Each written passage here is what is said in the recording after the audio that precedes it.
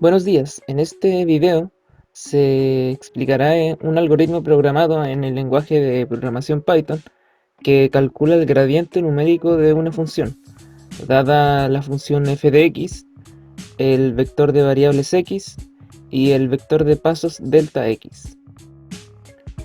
En primer lugar, se importa la librería SymPy para cálculos simbólicos. Luego se crea una función para aproximar la derivada de la función en el intervalo de x ingresado utilizando la fórmula de diferencias finitas. Se define una función llamada deri, que toma el vector de los puntos y el delta x. Luego crea una lista vacía llamada vecder para almacenar los gradientes parciales de la función.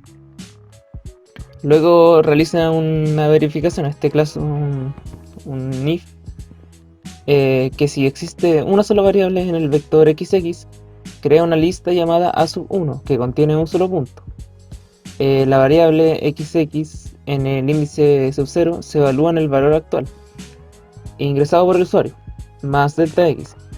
La siguiente línea crea otra lista llamada a2 que contiene un solo punto.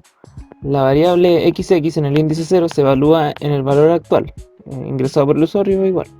Básicamente, en resumen, se crean dos listas con puntos ligeramente diferentes en una variable para calcular la diferencia dividida.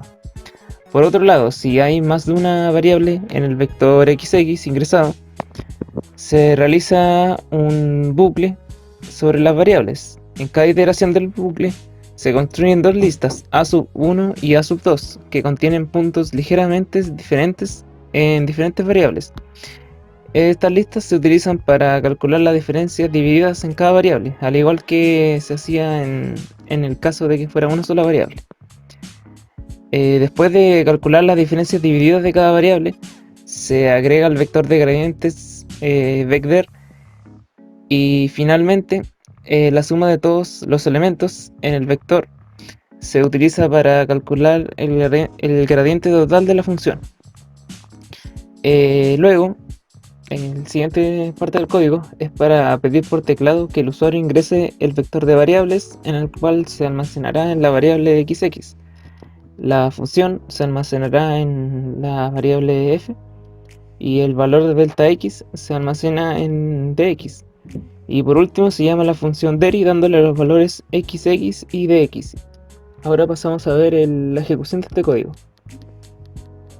Primero nos pide el vector de variables. En este caso vamos a trabajar con las variables x1 y x2.